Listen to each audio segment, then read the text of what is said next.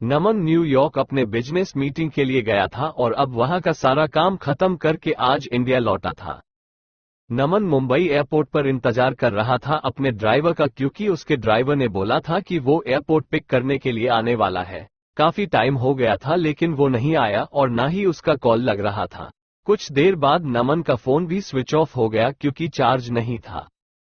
इंतजार करते करते बहुत टाइम हो गया था तो नमन ने सोचा कि वो टैक्सी से ही चला जाए। फिर वो अपना सारा सामान लेकर एयरपोर्ट से बाहर निकला और टैक्सी की राह देख रहा था कि कोई आए।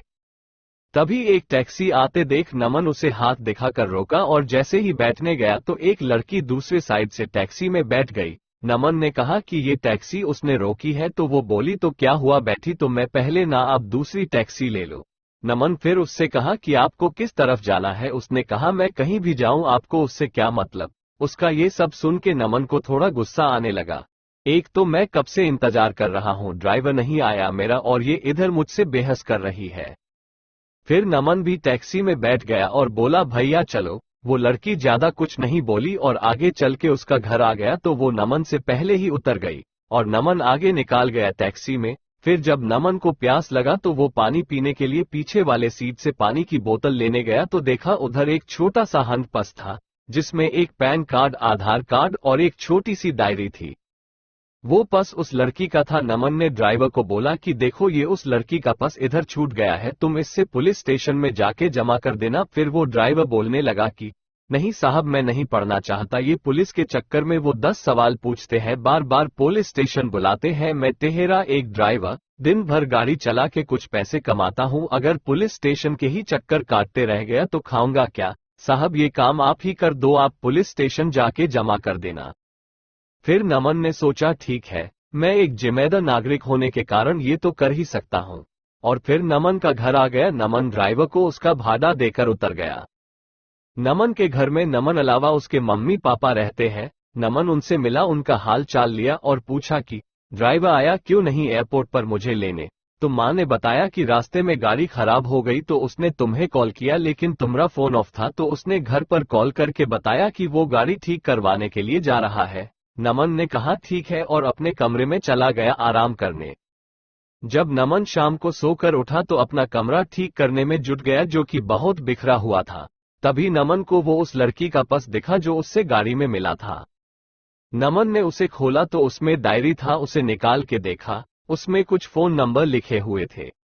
उसमें एक नाम था नीतू। नमन ने उस नंबर पर कॉल किया और उससे बोला कि मुझे एक पर्स मिला गाड़ी में जिसमें ये डायरी है, उसमें तुम्हारा नाम है और एक पैन कार्ड और आधार कार्ड भी है। उसने पूछा कि आधार कार्ड पर नाम क्या है। नमन आधार कार्ड पर देखा और बोला अनिशा। तो सामने से वो लड़की बोली हाँ ये मेरी दोस्त का पर्स है, वो मुझे बोली थी कि उसका पर्स कहीं खो गया है, मैं उसे बता देती हूँ और आपका नंबर भी दे देती हूँ, वो आपको कॉल कर लेगी। नमन ने कहा ठीक है। थोड़ी देर बाद एक नंबर से कॉल आता है। फोन उठाते ही सामने से एक लड़की बोलती है मेरा पर्स आपके पास है। नमन ने कहा आप कौन? तो वो बोली वही जिसका पर्स आपके पास है, जिसमें मेरा कुछ बहुत जरूरी सामान है। नमन ने कहा हाँ मेरे पास है, तुम उसे टैक्सी में भूल गई थी।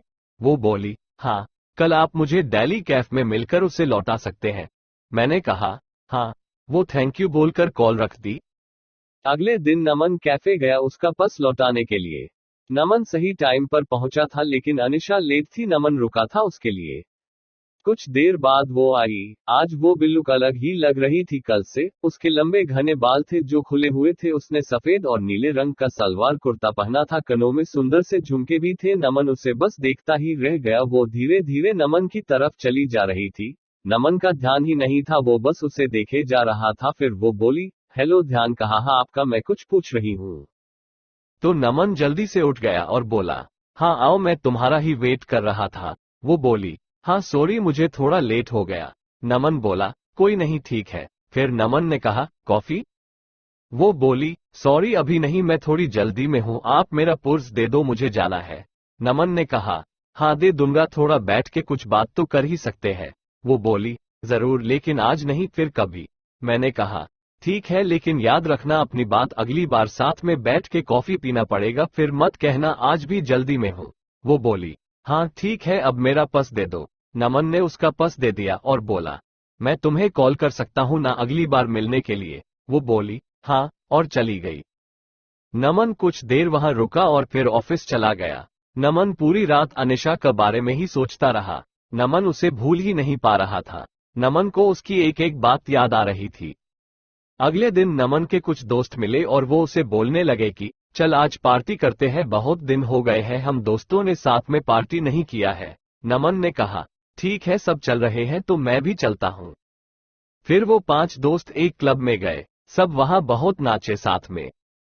फिर थोड़ा ड्रिंक भी किया। तभी नमन की नजर एक लड़की पर गई जो लगातार बहुत ड्रिंक कर रही थी।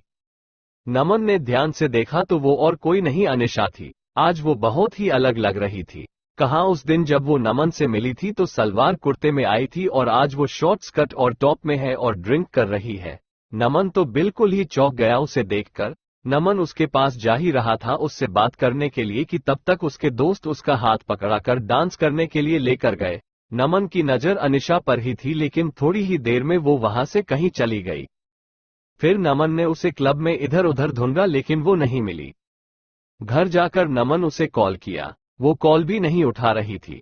नमन उसे बहुत बार कॉल किया लेकिन उसने नमन का एक भी कॉल का जवाब नहीं दिया। अगले दिन फिर नमन उसी टाइम पर क्लब गया ताकि अगर वो आज आई तो वो उधर ही उससे पूछ लेगा। नमन अंदर जाकर वेट कर रहा था लेकिन वो नहीं आई आज। फिर नमन ने उसे कॉल किया। इस बार उसने कॉल उठाया।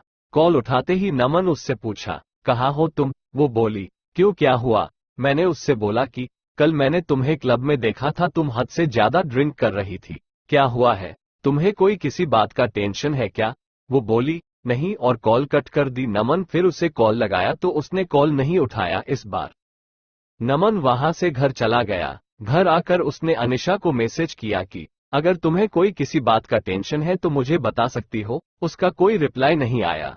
2-3 दिन हो चुके थे, अभी तक अनिशा ने कुछ नहीं कहा था। नमन फिर अनिशा को कॉल किया। उसने कॉल उठाया। नमन ने बड़े आराम से बोला कि तुमने कुछ रिप्लाई नहीं दिया मेरे मैसेज का। वो चुप ही थी। नमन ने फिर बोला, ऐसे चुप नहीं रहो, कुछ बोलो, कुछ परेशानी हो तो बताओ, मैं तुम्हारी मदद कर सकता हूँ। फिर नमन ने कहा, अच्छा चलो कल उसी कैफे में मिलो, तुम्हारा काफी बाकी है एक मुझ पे। वो, हाँ ठीक है, बोलकर कॉल रख दी। नमन बड़ी बेचैनी से कल का इंतजार कर रहा था। अगले दिन वो सुबह सुबह उठा, अच्छे से तैयार होकर अनिशा से मिलने के लिए निकला। आज नमन खुद टाइम से पहले आकर इंतजार कर रहा था। थोड़ी ही देर में अनिशा आई। वो बहुत सुंदर दिख रही थी। आज उसने जीन्स टॉप पहना था और बाल वैसे ही खुले थे। वो जैसे जैसे आगे आ रही थी चल के उसके बाल उसकी आंखों के तरफ आ रहे थे। वो उन्हें ठीक करती हुई आ रही थी। वो आके नमन के सामने वाले कुर्सी पर बैठ गई। वो शांत थी। नमन ने पूछा, कॉफी? वो हौकी सी मुस्कुराहट के साथ बोली, हाँ। नमन ने वेटर को कॉफी के लिए बोला और अनिशा से बोला, चलो अब बताओ क्या बात है जिससे तुम परेशान हो। पहले तो वो कुछ नहीं बोल रही थी। फिर नमन ने कहा, बोलो कुछ। वो बोली कि मैं मुंबई में अकेले रहती हूँ, यहाँ मैं अपना करियर बनाने के लिए आई हूँ। ये बोलते बोलते वो चुप हो गई। मैंने कहा, हाँ आगे बोलो, इसमें क्या हुआ? ये तो अच्छी बात है, तुम अपने करियर पे इतना ध्यान दे रही हो। फिर वो बोली, लेकिन अब नहीं हो पा रहा है। मेरा काम में बिल्कुल ध्यान नहीं रहता। मुझे अपने बॉस से बहुत बार अब डांट सुननी पड़ती है और उसने तो ये तक कह दिया है कि अगर ऐसा ही चलता रहा तो वो मुझे नौकरी से निकाल देगा। 2 महीने हो गए हैं मेरे इस वार्ताओं से मुझे रोज डांट सुनी पड़ती है। मैंने उसे पूछा, ऐसा क्या हो गया है कि तुम इतनी परेशान रह रही हो? वो चुप हो गई फिर से। फिर थोड़ी देर बाद बोली, मुझे कैंसर हो गया है। ये सुनकर नमन घबरा गया। आगे वो बोलती रही, 2 महीने पहले मैंने चेकअप करवाया था तो डॉक्टर्स ने बोला कि मुझे कैंसर हो गया है, अभी 2nd स्टेज पर है। ये सुनकर मैं तब से परेशान रहती हूँ कि कैसे मैं सब करूंगी। मेरा इस दुनिया में कोई नहीं है, बचपन से ही मैं अनाथ हूँ, बस कुछ ऑफिस के दोस्त हैं। मैं ये बात अपने ऑफिस में भी नहीं बता सकती कि अगर बॉस को पता चला तो वो मुझे कहीं नौकरी से निकाल ना दे। 3 महीने पहले ही मेरा प्रमोशन हुआ है, मुझे हेड ऑफ द डिपार्टमेंट बनाया है और ये सब हो गया। मैं अब क्या करूं, कुछ समझ नहीं आ रहा है। ये सब सुनकर नमन ने धीरे से उसका हाथ अपने हाथ में लिया और बोला, तुम अकेले नहीं हो, मैं तुम्हारे साथ हूं। वो चुपचाप नमन की ओर देखने लगी। नमन ने कहा, हाँ तुम सही सुन रही हो, मैं तो उसी दिन से तुम्हें पसंद करने लगा था जिस दिन तुम अपना पस लेने के लिए मुझसे मिलने आई थी। ये सुनकर उसने अपना हाथ पीछे कर लिया। नमन ने पूछा, क्या हुआ, हाथ क्यों हटा लिया तुमने? वो बोली, नहीं ये सब ठीक नहीं है, मेरी जिंदगी का ही भरोसा नहीं है और मैं तुम्हें मेरे वजह से कोई परेशानी नहीं दे सकती। नमन उसे प्यार से समझाया कि नहीं, तुम मुझे कोई परेशानी नहीं दे रही हो, मैं तुम्हारा ध्यान रखना चाहता हूँ, तुम्हें अपनी जिंदगी का हिस्सा बनाना चाहता हूँ, मैं हमेशा तुम्हारे साथ रहूंगा, कभी तुम्हें अकेला नहीं छोड़ूंगा। वो बोली, नहीं तुम समझो, कल को पता नहीं मैं रहूं या ना रहूं, तुम क्यों खुद को किसी की परेशानी में डाल रहे हो? नमन उसे बहुत समझाया लेकिन वो नहीं मानी और चली गई। नमन उसके पीछे गया, उसका हाथ पकड़ के रोका और उससे कहा, तुम्हें कभी भी किसी की जरूरत हो तो मैं हमेशा तुम्हारे साथ रहूंगा। और फिर अनिशा चली गई। नमन उसे रोज उसका हाल पूछता था। वो डॉक्टर के पास चेकअप के लिए गई कि नहीं, टाइम पर सब दवाएं ले रही है कि नहीं। उस दिन के बाद नमन ने कभी उसे अकेला नहीं महसूस होने दिया।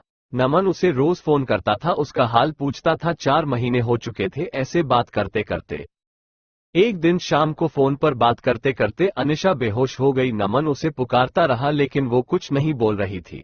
नमन तुरंत उसके घर जाने के लिए निकल गया। उधर पहुंचा तो देखा कि अनिशा के घर पर कोई नहीं था। फिर उसके पड़ोसियों से पूछा तो पता चला वो उसे हॉस्पिटल लेकर गए हैं। मैं तुरंत हॉस्पिटल पहुंचा, इंक्वायरी डेस्क पर उसके बारे में पता किया और उसके रूम की तरफ गया। वो 2-3 लोग खड़े थे जो अनिशा को हॉस्पिटल लेकर आए थे।